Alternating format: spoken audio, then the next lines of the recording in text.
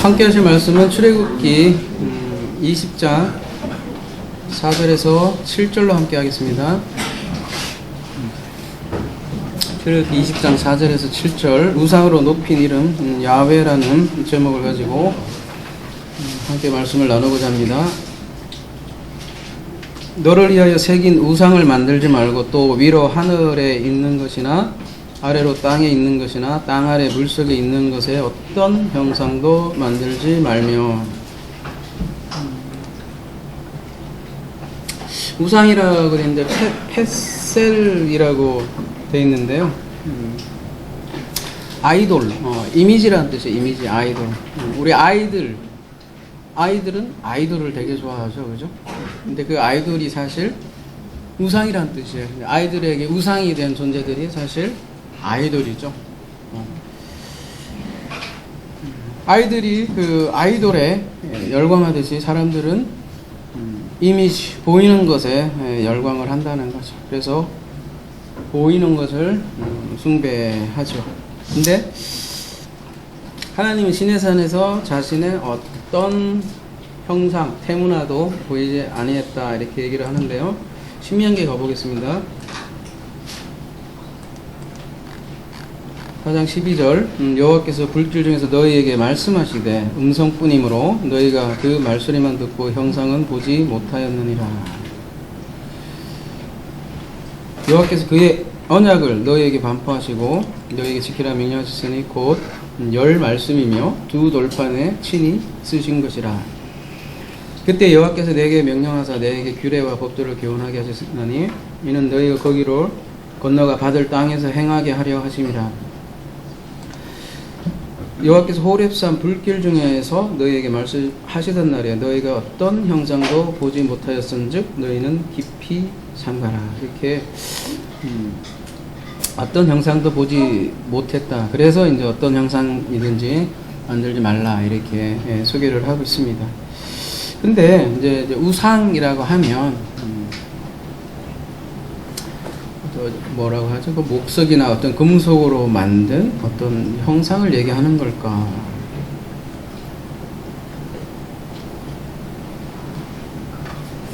대부분 우상을 뭐 지하 대장군이나 불상 정도로 생각하는 것 같아요. 그래서 자기 자신은 우상을 만들지 않는다, 이렇게 자부하죠. 그래서 기독교에는 사실 불교의 그 불상 보고 불쌍해 보이죠, 그죠? 그래서 불쌍하다는 듯이 이렇게 보고 또 비판도 하고 비방도 하지만, 기독교에는 정말 불상 같은 게 없을까? 한번 되물을 필요가 있을 것 같고요. 뭐 큰 집이라고 하나요? 천주교는 또 어떨까? 성당에는 사실 안에 많은 어떤 형상들이 많거든요. 성화들도 있고. 물론 그때 설명을 보니까 그 물건을 숭배하는 게 아니래요. 다만 물건이 표상하는 그 인물을 우리는 존경한다, 그렇게 얘기를 하는데요. 그래서 제가 천주 10계를 한번 소개해 드릴게요. 천주 10계. 이게 천주교가 가지고 있는 10계명인가 봐요. 그렇죠? 여러분도 들어보셨죠? 나는 너의 천주 야훼이로다. 1은 하나님이신 천주를 만유 위에 공경하고 높이고, 2는 천주의 거룩하신 이름을 불러 헛맹세를 밟지 말고, 3은 그것도 바뀌었네요. 그죠? 안식일도 아니고 주의를 지키고, 4는 부모를 효도하여 공경하고, 5는 사람을 죽이지 말고, 6은 사음을 행치 말고, 7은 도덕질을 말고, 8은 망령된 증참을 말고. 와, 이것도 뭐예요? 증참이? 증거 참여. 증거 참여인데 그 법정에 증인으로 참여하는 거죠. 거짓증 가지 말라는 얘기 같네요, 그죠? 9는 남의 아내를 원치 말고, 10은 남의 재물을 탐치 말라. 뭐 하나 빠진 것 같죠? 천주교는 그래서 1, 2, 3을 3상계라고 이렇게 3상계, 3개는 하늘에 속한 계명, 그 다음에 4부터 부모를 효도하여 공경하며를 칠하계라고 이렇게 나누더라고요. 그래서 아래에 속하는, 그러니까 이웃에 대한 의무를 7계명이라고 생각하고, 앞에 3계명은 천주에 대한 의무, 이렇게 얘기를 해요. 근데 가만히 보니까 오늘 우리가 다룰 우상 얘기가 없네요. 그죠? 그래서 왜 우상을 이렇게 뺐을까, 이렇게 보니까, 그들의 설명에 의하면 이렇더라고요. 뺀 게 아니라, 지금은 사람들은 우상을 섬기지 않는다라는 거예요. 옛날에는, 그 당시에는 좀, 문화가, 돌멩이로 된 우상도 많고 많은데, 요즘 현대인들은 그런 걸 우상으로 만드는 사람들이 없다. 그래서 굳이 얘기 안 해도, 그 앞에, 만유의 천주를 만유의 공양을 업히고 거기에 다 해당하는 거다 해서 빠져도 상관이 없다, 그렇게 얘기를 하더라고요. 오늘날은 우상을 안 섬기니까 이런 계명 자체가 필요 없다, 이렇게 얘기를 하는 거죠. 그 자체가 벌써 우상을 어떤 겉으로 그러니까 겉으로 만든 어떤 조각들로만 생각하는 경향들이 있는 것 같은데요. 이러다가 또 천주교한테 혼날는지 모르지만, 아무튼 천주교는 절대 권위가 교황에게 있어요. 그래서 성경의 해석권도 파파에게 있죠. 그가 아버지죠. 그래서 그가 해석한 그게 절대적인 권위를 가지고 있어요. 성경 위에 교황이 있다, 그렇게 얘기를 하잖아요. 그 정도로요. 아무튼 그 파파가 말씀하시는 천주 십계는 이렇습니다. 어쨌든 여러분이 보시다시피 우상은 빠져 있고요, 안식일은 주일로 바뀌어 있고, 구계명, 구는 구하고 십은 원래 같이 있는데, 여기서는 근데 이제 히브리어 문장이라는 게 현재 같이 장절이 이렇게 나눠져 있는 건 아니니까 나누는 것까지는 모르겠는데, 아무튼 우상은 빠져 있습니다. 제가 뭐라고 하는 게 아니에요. 그냥 빠져 있다, 그 얘기입니다. 그리고 마리아상도 있고요, 예수상도 있고, 또 그 앞에 실제로 촛불도 켜놓고 절하고 기도하고 그렇습니다. 비난하는 거 아닙니다. 그렇다는 겁니다. 근데 큰 집 말고 이제 작은 집 좀 생각을 해봅시다. 작은 집은 그러면 떳떳한가? 작은 집은 진짜 아무것도 없을까? 근데 가만히 생각해보면 작은 집도 여전히 건물에 보면 예수의 상이 있고, 또 예수의 상은 또 양을 이렇게 안고 지팡이가 이렇게 있고, 그런 모습이 있죠. 그죠? 그리고 교회 안에도 사실 십자가, 장로교죠. 장로교 합동 같은 경우는 십자가를 교회 안에다가, 중앙에다가 배치하지 않는 것으로 청해법은 되어 있는데, 실상은 중앙에 있죠. 거기다가 또 이렇게 천도 이렇게 씌워 M자 이렇게 해갖고죠. 마리아라고 얘기를 하던데, 아무튼 헌법상은 없습니다.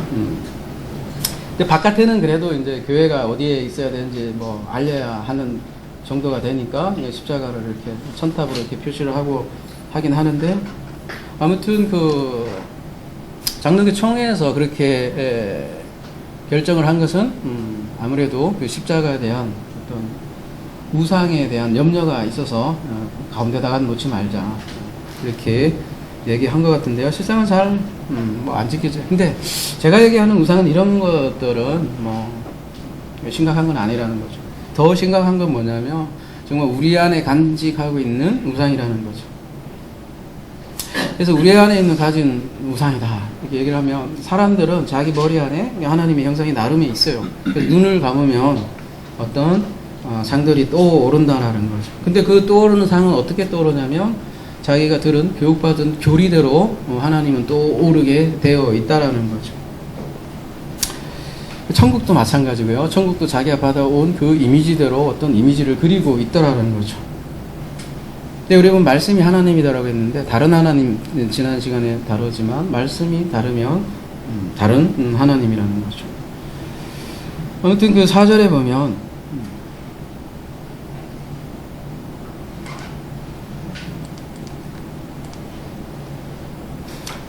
우상인데요.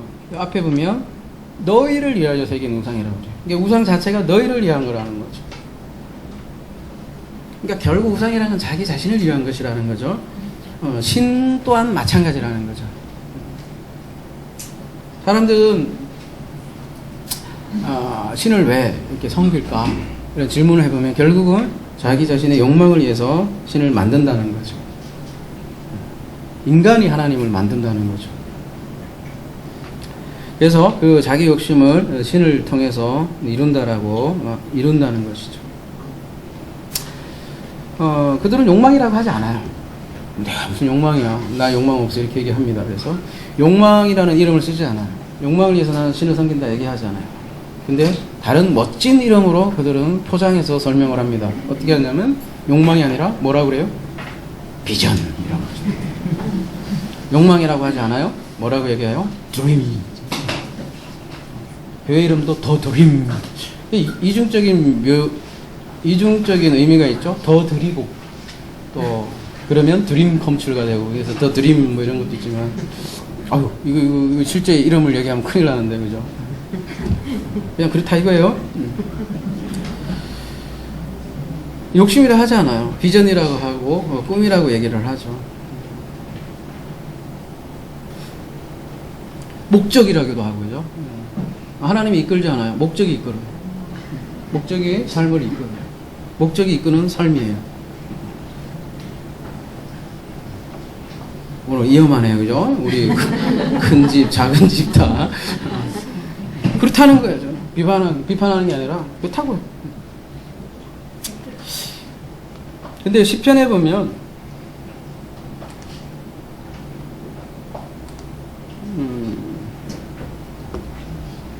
우상에서 어떻게 얘기를 하냐면 3절에 115편 3절 오직 우리 하나님은 하늘에 계시사 원하시는 모든 것을 행하셨나이다. 그들의 우상들은 은과 금이요 사람이 손으로 만든 것이라. 입이 있어도 말도 못하고 눈이 있어도 보지 못하며 귀가 있어도 듣지 못하며 코가 있어도 냄새 맡지 못하며 손이 있어도 만지지 못하며 발이 있어도 걷지 못하며 목구멍이 있어도 작은 소리조차 내지 못하니라. 네, 여기까지는 근데요 8절이 더 심각한 거예요.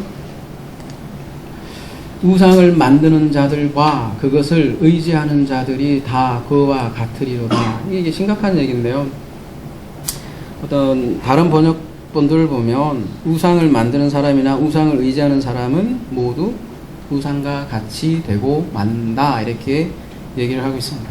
우상은 말하지 못하고 듣지 못하고 깨닫지 못하고 그러는데 그 우상을 의지하는 자는 우상과 똑같이 된다는 거예요. 그들은 말하지 못하고 듣지 못하고 깨닫지 못하고 알지도 못하고 그걸 뭐라고 하냐면 하데스라고 해요. 여러분 하데스 기억나시죠?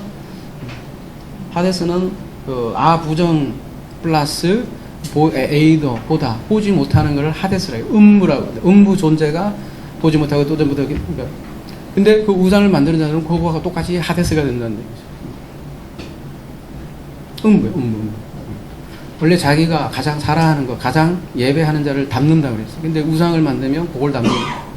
근데 실제로 그래서 보지도 못하고 듣지도 못하고 깨닫지도 못하는 하데스가 된다라는 표현이 시편 115편 8편이라는 거죠. 그래서 우리가 형상을 만든다는 것, 형상을 만드는 순간 내 밖에 그 형상은 존재하게 된다는 거죠. 그래서 하나님도 마찬가지예요. 천국도 마찬가지고 내 밖에 존재하게 되더라는 거죠. 형상을 만드는 그 순간. 많은 사람들이 아버지라 부르지만 사실은 아버지라고 생각 안 하고 종의 의식을 가지고 종이면서도 아버지라고 부른다는 거죠.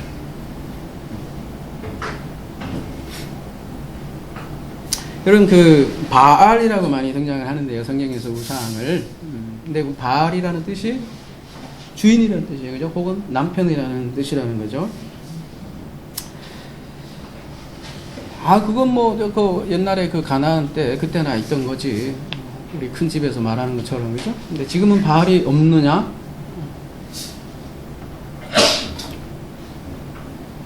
바알이 그 풍요의 신이었습니다. 그죠? 굉장히 매력적인 신이었어요. 굉장히 자극적인 신이었고요. 그죠? 그래서 어떤 면에서 오늘날도 이렇게 자극적인 바알을 섬기고 있을 수 있다라는 거죠. 여러분 그 열왕기상 18장에 가보면 어떤 내용이 나와요? 갈멜산 전투라고 하죠. 거기에 보면 그 엘리야하고 그 대적하는 그 선지자들은 어떻게 해요? 칼과 단창으로 자기 몸을 막 피가 흘러까지 막 찌르고 소리 꼴꼴해 지르면서 쥐 하면서 막 내 발이야 발이야 하면서 불이 불러 떨어지기를 원합니다. 그런 장면을 보여주잖아요. 그죠? 근데 거기에는 아무런 응답이 없었더라. 그런 장면들이 열왕기상 18장에 나오는데 이게 옛날 얘기만 아닌 것이 지금도 마찬가지로 잠들어 있는 주인이죠. 그죠? 남편, 다른 남편이요. 잠들어 있는 하나님을 깨우기 위해서 새벽마다 모여서 칼과 창으로 찌르지는 못할지라도 내 손으로 가슴을 두들기면서 하든지 하여튼 깨워요. 그냥 저는 질문이에요. 그런 하나님 바알 아닐까? 라는 생각을 해봅니다. 질문이에요. 다른 남편 아닐까?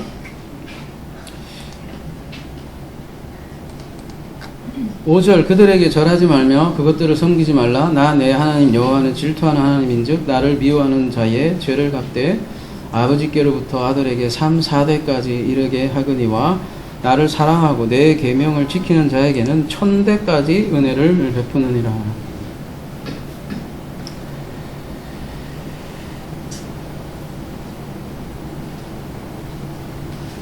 그러니까 사람들은 우상을 만든다는 거예요. 그 옛날처럼 지하 대장군 그렇게 만드는 게 아니라 실질적인 자기 안에 어떤 상을 만들고 그것을 경배하고 섬긴다는 거죠. 그거를 앞에는 다른 하나님이라고 소개하고 있고요. 근데 여기에 나 내 하나님 여호와는 질투하는 하나님이다 이렇게 얘기를 하는데요. 요 말씀을 잠깐 우리가 묵상을 해 보도록 하겠습니다.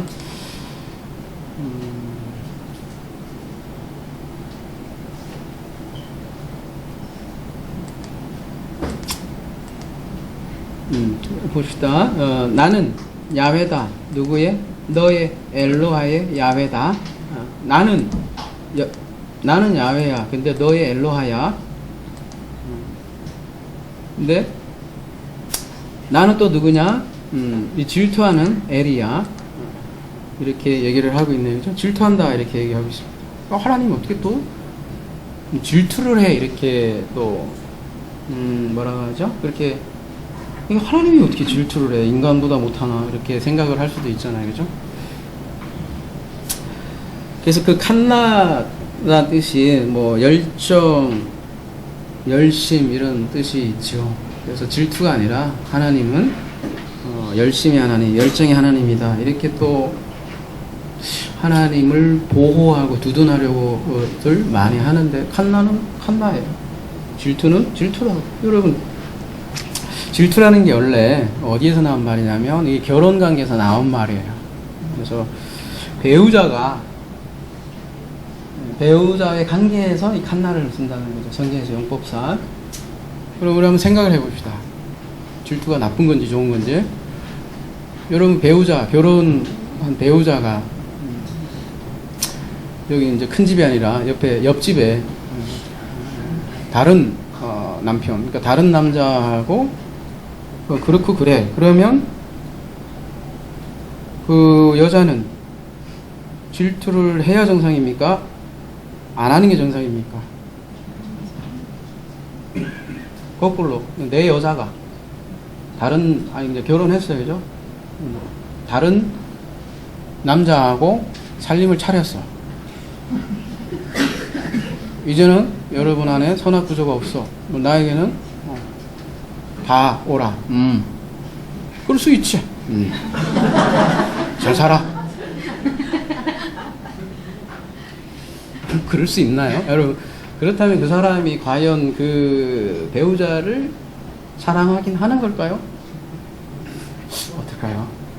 여러분, 정말 여러분이 배우자를 굉장히 사랑해. 그러면 이 배우자가 옆에 말썽을 일으켜. 그러면 어떻게 될 것 같아요? 막 난리가 나야 정상이 아닐까요? 그게 사랑. 그러니까 배우자에 있어서 질투라는 거는 왜 질투를 합니까? 사랑하고 관심이 있으니까 그렇죠. 아예 무관심하면, 아이고, 잘 됐다. 잘 먹고 잘 살아라 이놈아 이렇게 하겠죠. 그래서 거꾸로 우리가 좀 이면을 읽어야 돼요. 성경에서 얘기할 때 하나님 질투한다 이런 얘기는 이게 남자 관계 그런 것처럼 엄청나게 막 몰입을 하잖아요. 그 남자에 대해서 그만큼 그 배우자를 사랑하는 것처럼 나를 사랑한다라는 표현이 질투예요. 여러분 애정의 표현이란 말이죠. 그러니까 하나님이 질투한다고 해서 여러분 너무 이상하게 생각할 거 없다라는 거죠. 그러니까 이면을 읽으면 되는 거예요, 그죠?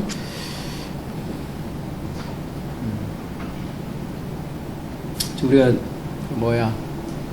전에 제목이 특별한 보석, 제사장, 나라 이렇게 자기 백성들을 그런 특별한 보석으로 선언을 하고 있는데, 그죠? 이 보석에 대해서 하나님이 관심이 없을까요? 자기 재산 목록 1호인데, 그죠? 열받죠? 끝까지 간다는 거죠, 그죠? 가치가 없다면 열릴 일도 없어요, 그죠? 그만큼 가치가 있다라는 거예요. 그리고 이 죄를 갚는다 이렇게 얘기하고 있는데요. 이 70인역에는 아포디도미 하마르티아 이렇게 되어 있어요. 그래서 넘겨준다는 거예요. 죄를 갚다라는 거는 죄를 넘겨준다는 얘기가 뭐겠어요? 그것도 자손에게. 여러분 뭐죠? 그 신포도가 아버지가 신포도인데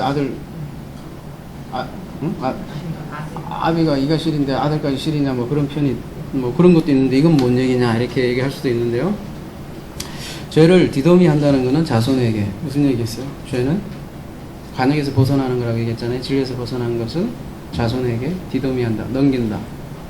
무슨 얘기겠어요? 영향을 끼친다고요, 여러분. 우리가 좀 심각하게 생각을 해야 돼요. 그런 의미에서 이 우상이 한 사람이 끝나지 않는다는 사실이에요. 자손에게까지 영향을 미친다는 거예요. 사실 우리가 가진 우상들 잘 생각해 보십시오. 허상들 다 누구한테 물려받은 거 아니에요, 여러분? 다 그렇게 알려준 거 아닙니까? 그러니까 나의 우상은 나로 끝나는 게 아니라는 사실이라는 거죠. 그리고 거꾸로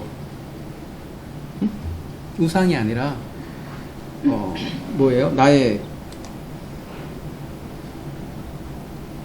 계명을 사랑하고 내 계명을 수호한 자야는 천대까지 은혜를 베푸는.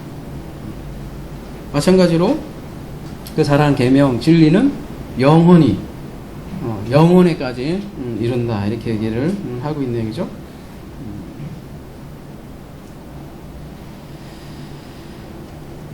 여기 천대라고 되어 있는데 이제 알레프라는 단어를 쓰고 있는데 천이에요, 천, 그죠?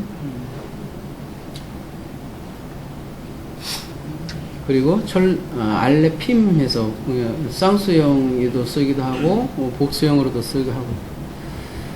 그러니까 알레프들을 위해서 헤세드를 아스한다. 헤세드를 완성할 것이다. 이렇게 얘기를 하고 있네요. 그러니까 죄는 자손에게 넘겨지지만 영향을 미치지만 은혜는 영원히 미쳐서 내가 반드시 아스할 것이다. 이렇게 얘기를 하고 있네요. 그럼 결국 그 죄를 통해서 그의 헤세드를 또 완성하는 거죠. 죄를 통해서 의를 완성하는 것이기도 하고요. 아브라함 보십시오. 아브라함 보면 그 복이 영원에 이른다 이렇게 얘기를 하잖아요. 그러니까 여러분 그 3, 4대에 너무 충격받지 마시고요. 이 천대의 충격을 좀 받아야 돼. 하나님 그 질투. 비교가 안 되잖아요. 그죠, 여러분? 그러니까 잠시 그 죄의 영향을 미치죠, 자손에게. 근데 그거조차도 하나님께서 역전하여 천대까지 이른다. 결국은 그 알레프의 짝들 에레핌으로 만든다. 그 얘기잖아요.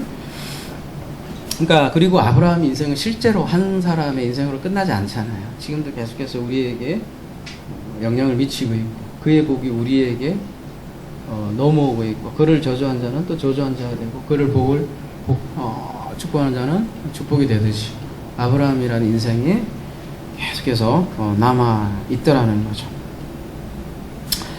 뭐 다윗은 안 그렇습니까, 그죠? 하물며 예수는 말할 것도 없죠, 그죠? 그래서 여기서 우리가 중요한 사실 하나 발견하게 되나요, 그죠? 우리의 삶은 후대에 영향을 미친다는 거죠. 그래서 이사야 40장 8절에는 이렇게 얘기를 합니다. 풀은 마르고 꽃은 시드나 우리 하나님의 말씀은 영원히 서리라. 풀은 마르고 꽃은 시들어요. 근데 하나님 말씀은 영원히 서리라. 이 서리라 이렇게 번역했는데 쿰이라는 단어를 쓰고 있는데 부활의 의미를 담고 있는 그런 단어인데 사람도 마찬가지라는 거죠. 육체는 사라진다. 그러나 말씀은 영원으로 부활한다. 그런 얘기죠. 근데 성경에서 그래서 우리가 지금 우상에 대해서 얘기를 하고 있는데요. 우상에 좀 반대되는 참 형상에 대해서 소개를 하고 있는데 그래서 뭐라고 표현하냐면 그는 보이지 아니하는 하나님의 형상이요 모든 피조물보다 먼저 나시니니 만물이 그에게서 창조되되 하늘과 땅에서 보이는 것들과 보이지 않는 것들과 혹은 왕권들과 주권들이나 통치자들이나 권세자들이나 만물이 다 그로 말미암고 그를 위하여 창조되어 있고 그리고 교회의 머리로 소개하고 있고요, 그죠? 예수 그리스도죠. 우상은 사라진다. 그러나 말씀은 영원하다. 여러분 우상이라는 건 뭐 움직이지도 못하고 듣지도 못하고 깨닫지도 못하고 그랬잖아요. 그 생기가 없죠. 생기 자체가 없는데 하나님의 형상을 말도 하고 깨닫기도 하고 걸어다니고 예수께서 인간의 몸을 입었고 그리스도가 그죠? 그가 하나님을 가장 잘 드러내고 잘 나타낸다는 거죠. 그가 그래서 하나님의 형상이라는 거죠. 그리스도가 보이지 않는 하나님의 형상이라는 거죠. 그러니까 다른 형상을 만들지 말라는 거죠. 우리도 마찬가지라는 거죠. 본질이 우리 인간의 본질이 이미지가 아니라는 거죠. 하나님은 영이시라고 그랬는데 인간도 마찬가지로 본질이 영이요 말씀이라는 거죠. 그래서 어떤 형상도 만들지 말라. 그 얘기는 겉으로 보이는 자기의 부인이기도 한 거죠. 그래서 형상을 만들지 말라는 것은 또 자기 부인의 말씀이기도 한 거죠. 이미지라고 했잖아요, 우상이. 근데 이 이미지의 대표가 자기예요, 사실은. 그래서 자기 이름이고, 자기 이름을 자기를 대표로 하죠. 그래서 7절에 이어서 이름에 대해서 얘기 나오는데요. 여기까지 함께 그래서 봐야 될 것 같아요. 너는 내 하나님 여호와의 이름을 망령되게 부르지 말라. 여호와는 그의 이름을 망령되게 부르는 자를 죄없다 하지 아니하리라. 새 번역에는요 이렇게 되어 있네요. 너희는 주 너희 하나님의 이름을 함부로 부르지 못한다. 주는 자기의 이름을 함부로 부르는 자를 죄없다 하지 않는다. 그러니까 하나님의 이름을 그냥 부르지 못하는 그런 개념으로 이렇게 번역을 한 것 같아요. 유대인들도 요 말씀을 문자 그대로 받아들여서 그런지 그죠? 그래서 하나님의 이름을 아예 그냥 못 불렀잖아요. 그죠? 그래서 아도나이로 불렀죠.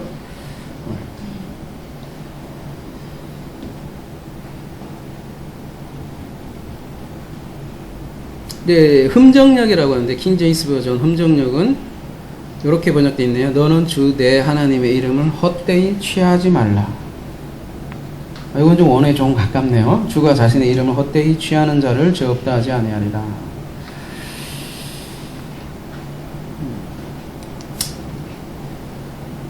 이 취하다라고 여기는 일컫다 이렇게 되어 있기도 하고요. 우리 개역개정에는 망령되이 부르지 말라 이렇게 되는데 부르다 뭐 일컫다 이렇게 되는데요. 낫사라는 단어를 쓰고 있는데요. 낫사라는 건 어떤 이름을 부르다 이런 뜻은 아니에요. 낫사가 무슨 뜻이냐면 여기 많기는 한데 들어 올리다 혹은 받아들이다 취하다 아까 그렇게 번역했네요. 그죠? 혹은 이렇게 높이는 거예요. 낫사 혹은 공급하다 떠받들다 세우다 뭐 그런 뜻이에요. 다양하게 쓰이는데 그러니까 로 나사 하지 마라. 에트 뭐를요? 이름을, 야훼 이름을, 응? 너의 엘로하인 야훼의 이름을 나사 하지 말라. 그 다음에 뭐를 위하여? 레전치사가 붙어 있고 뭐를 위해서? 샤브 거짓을 위해서. 그러니까 망령이란 뜻은 뭐예요, 여러분? 망령, 뭐 죽은 영혼, 그런 죽은 귀신, 뭐 그런 느낌이잖아요, 그죠? 근데 이게 원어로 얘기하면 거짓을 위해서 너의 엘로와 야훼의 이름을 낯싸하지 말라. 그런 얘기예요. 말 그대로 하면. 이 사브라고 되어 있는데 우상이라는 뜻도 그래서 가지고 있고, 우상을 위해서 너의 야훼의 이름을 드높이지 말라. 올리지 말라. 간직해 있지 말라. 뭐 여러 가지 뜻이 있기 때문에 제가 이래도 해보고 저래도 해보는데 뉘앙스는 느껴지는지 모르겠네요. 너는 너의 하나님 야훼의 이름을 담지 말라. 담는다고요, 속에. 뭘 위해서? 거짓을 위해서, 우상을 위해서, 파멸을 위해서, 혹은 그 말씀을, 이름을 취하지 말라. 거꾸로 얘기하면 거짓을 위해서, 거짓을 위해서 야훼의 이름을 취할 수도 있다는 얘기네요, 그죠? 야훼의 이름을 쓰긴 쓰는데 그걸 거짓을 위해서 야훼의 이름을 쓴다고요. 이 나사 볼게요. 나사 좀 몇 가지 더 볼게요. 이 나사가 5375잖아요. 그 같은 그 패밀리에 있는 그 단어들 가볼게요. 나사. 예, 모음만 달라요. 똑같은 자음인데 무슨 뜻을 가지고 있냐면 고개 반란을 일으키다, 취하다 이런 뜻을 가지고 있네, 그죠? 하나님의 이름을 거짓을 위하여 취하는 것은 반란을 일으키는 거다. 꿈보다 해몽이 좋다고 할지 모르지만 어쨌든 낯사, 잘못으로 인도하다, 미혹하다, 기만하다, 속이다 이런 뜻이에요. 그러니까 하나님의 이름을 잘못 사용해서 미혹하지 말라, 속이지 말라라는 내용과도 같고, 또 묘한 것은 또 낯사 5378은 빚쟁이로 만드는 거예요. 이거 막 독촉하는 거예요. 하나님을 채권자로 만든다고. 그러니까 하나님의 이름을 거짓을 위해서 사용한다는 거. 특별히 지금도 그런 것 같아요. 이거는 하나님을 자꾸 채권자로 만들어. 그래갖고 늘 부담스러운 이름으로 만들어. 그래서 뭔가를 계속해서 바쳐야 할 것 같은. 하나님 이름 굉장히 높이잖아요, 여러분. 강단에서.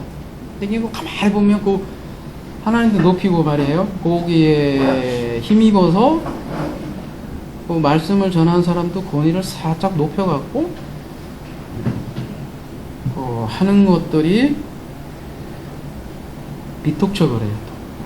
이게 주기도문하고 얼마나 딱 맞아요. 이게 참 이거 부담스럽네. 이사야 1장 13절.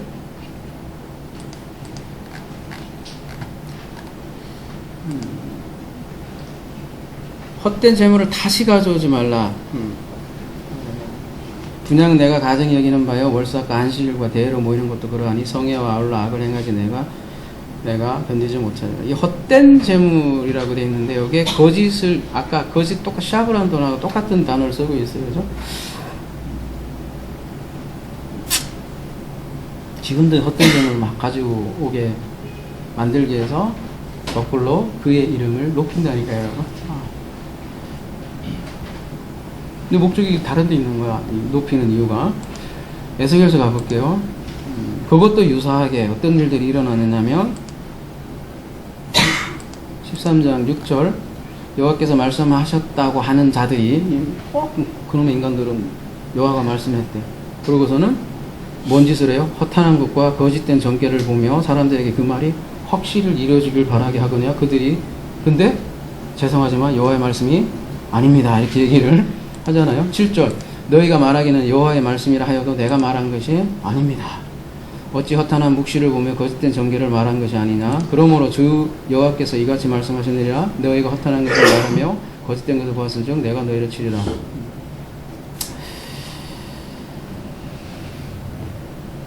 보면 그 한반도가 어떻게 되고 그죠? 지금도 예언이라는 것도 많이 하고 그래요, 그죠? 거짓 점쟁이들로 가득하죠. 근데 꼭 들먹이는 이름이 뭐예요? 야훼 이름이죠. 하나님 이름을 덜먹이면서 거짓을 위해서 야훼 이름을 낯사 취한다는 거죠.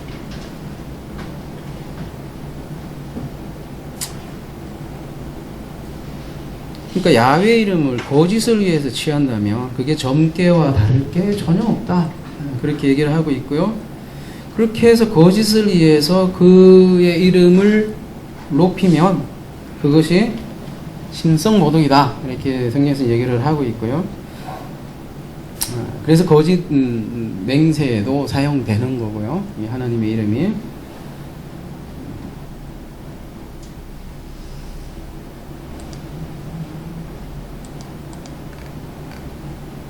너는 내 하나님 여호와의 이름을 망령되게 부르지 말라. 여호와는 그의 이름을 명령되게 부르는 자를 죄 없다 하지 아니라.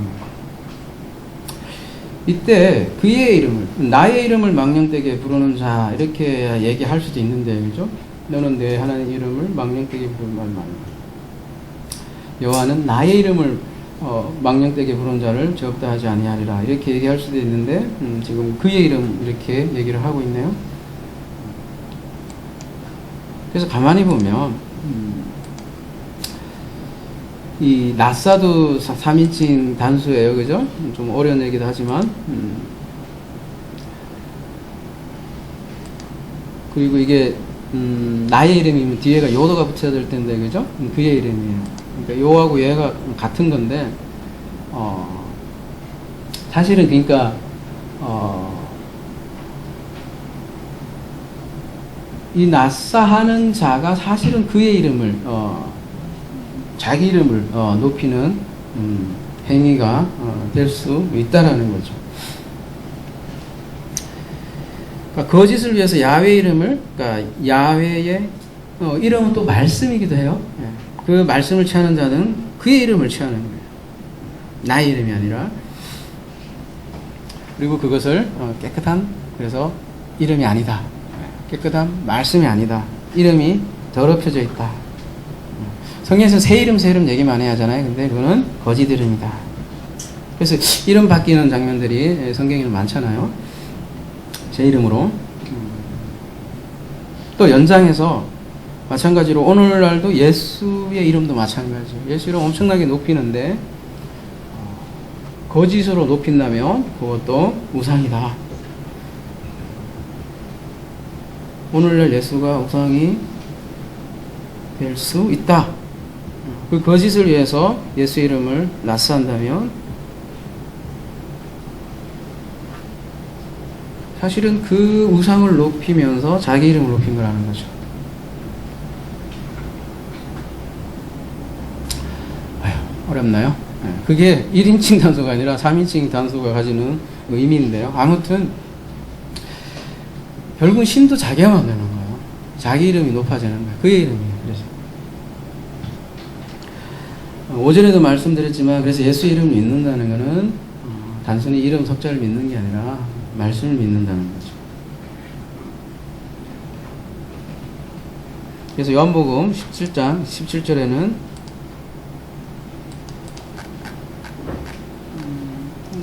그들을 진리로 거룩하게 하옵소서. 아버지의 말씀이 진리래요. 그죠? 그래서 아버지의 말씀이 진리인데 거룩은 말씀, 진리의 문제라는 거죠. 그러니까 어떤 말씀을 가지고 있느냐가 문제이고요. 그래서 요한복음 3장 18절은 그래서 이렇게 표현을 하죠. 그를 믿는 자는 심판을 받지 아니하는 것이요 믿지 아니하는 자는 하나님의 독생자의 이름을 믿지 아니하므로 벌써 심판을 받은 것이라. 이렇게 표현해도 무방해요. 독생자의 말씀을 믿지 아니하므로 벌써 심판을 받은 것이다.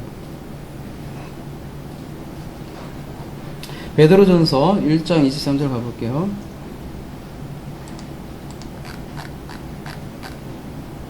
너희가 거듭난 것은 썩어질 씨로 된 것이 아니요 썩지 아니할 씨로 된 것이니 살아있고 항상 있는 하나님의 말씀으로 되었느니라. 그러니까 예수의 이름으로 기도합니다. 이렇게 기도를 하잖아요. 그죠? 예수의 이름으로 기도합니다. 이렇게. 자기 욕망 시큰 얘기하고, 그죠? 목적으로 이끄는 삶, 꿈, 비전 시큰 얘기하고 뒤에 이름만 딱 붙이면 기도라고 생각하시는 분들이 엄청 많아요, 그죠? 엊그저께도 우리 화요반 식사하는데 가서 옆에 딱 봐도 신자들이야. 어떤 집사님이 식사를 한턱 내기로 했나봐. 그러니까 당연히 기도를 해주지. 아니나 다를까 염려하는 모습이 혹시나 어떻게 기도할까 봤는데 그 사업장에 천배와 만배로 축복해 주십시오. 그렇게 얘기를 하더라고요. 요즘 그 최저임금이 지금 8,350원으로 올라서 운영하기도 힘들어 죽겠는데 1,000배의 축복을 하려다라는 거는 지금 100만 원을 벌면 그렇게 벌게 해달라는 기도야. 딱 보니까. 왜? 지금 나의 밥을 사줬으니까. 그리고 예수의 이름으로 기도합니다. 이런 데가 사실 뭐 자기 엉망하니까요. 그죠? 어느 정도 해야지. 한 10배도 아니고, 그죠? 2배만 해도 사업 엄청나게 성공하는 거지. 2배가 뭡니까? 지금 여러분의 매출에 10%만 더 올라도, 그죠? 좀 숨이 튈까요? 그래도 이제 1,000배가 뭐야, 그래. 그냥 아무 생각 없이 기도하는 거야. 그 헛되이 부르지 말라 할 때 헛되이 그 70년에는 생각 없이라고 번역이 되어 있는데 정말 생각 없이 기도하는 것 같아요. 그냥 예수 이름을 그냥 딱 이름표만 딱 붙이면 뭐가 다 된 기도라고 생각을 하는지 모르겠어요. 그러면 그 이름은 더러워진 이름이라는 거죠. 이름 곧 명성인데 말이에요. 그죠? 이름이 곧 말씀인데 더럽혀져 있다라는 거죠. 예수 이름도 사실 상당히 더럽혀져 있는 게 그런 거 보면 기분 나쁠 것 같아요. 큰 자기 욕심 다 얘기하고 뒤에 예수님 이름으로 기도합니다 이러면 여러분 우리 주기도문의 첫 번째 기도가 뭐였죠? 너희는 이렇게 기도하라 그죠? 하늘에 계신 우리 아버지요 거룩히 여길 마세요. 이게 깨끗해져라. 당신의 그 이름이 그 얘기잖아요. 그죠? 깨끗해져라. 거룩해지라. 하게 하죠. 깨끗해져라. 당신의 이름이. 이거 할 때 우리가 이름을 다뤘잖아요. 그죠? 이름이 그 사람의 명성이고 그 사람 존재 자체인데 더럽혀져 있다는 거예요. 그러니까 이런 기도를 하는 거 아니겠습니까? 그죠? 누가 이렇게 더럽혔다는 거예요?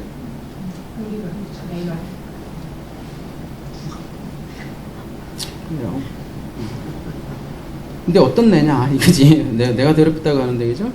거짓을 위하여 야의 이름을 취하고 야의 이름을 높이는데 사실은 그 높인 이름이 우상이 되어버렸다는 얘기. 그러니까 야훼를 우상으로 만들어 놓고 우리 그런 표현이 있죠. 우리 첫 번째 그 십계명의 제일 첫 번째 하나님 위에 내 얼굴 위에 하나님 위에 하나님이 돼서 이름을 더럽힌다는 거죠. 이름은 말씀이라고 그랬어요. 요한복음 1장 1절에도 그렇고 요한계시록 19장 몇 절이죠? 12절에서도 예수 그리스도를 소개하고 있고 그가 피 뿌린 옷을 입었는데 그 이름은 하나님의 말씀이라 이렇게 얘기를 하고 있죠. 그죠?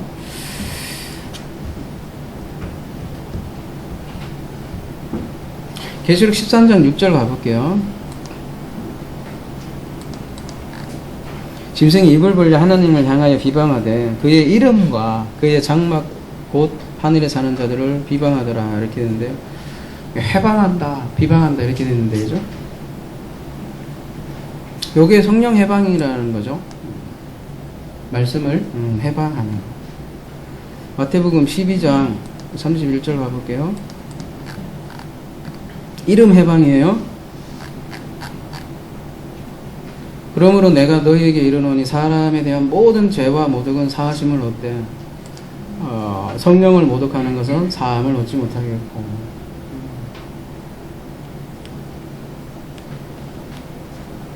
아까 계시록에서는 성령을 해방하는 주인들이 누구였어요? 유대인들이었어요. 그죠? 근데 유대인들이 하나님 이름을 해방했다, 비방했다 이렇게 하는데 사실 유대인들이 하나님을 언제 비방했나요? 한 번도 안 했죠. 그죠? 열심으로 사랑했죠. 근데 그게 성령을 해방했다 이렇게 얘기를 하고 있다라는 거죠. 왜요? 근본적인 진리를 해방하는 거죠. 말씀을 해방. 그래서 그 하나님의 말씀을 더럽히는 것을 성령 해방이라는 거죠. 그래서 더럽혀진 말씀으로는 우리가 사하다 이렇게 되어 있는데 이것도 아피의 의미예요. 그죠? 더럽혀진 말씀은 죄를 떠나보낼 수 없다라는 거죠. 그게 성령의 사역을 해방하는 거죠. 근데 그 이름이 그래서 더럽혀져 있대요. 근데 그리스도가 깨끗한 말씀을 주고 가셨죠. 그래서 그리스도의 말씀, 다른 표현으로 하면 그 그리스도의 믿음으로 인해서 우리가 깨끗한 말씀을 회복하는 거죠. 그래서 당신의 이름이 깨끗해지는 거죠. 그거를 새 이름을 받았다 이렇게 표현을 하고요. 새 이름은 곧 새 말씀이기도 하고요. 그래서 그 그리스도의 이름을 거짓을 위해서 취하는 것이 아니라 그의 이름을 진리의 이름으로 받는 것이라는 거죠. 그때 이제 나의 이름이 아니라 새 이름을 받았다 이렇게 표현을 하는 거죠.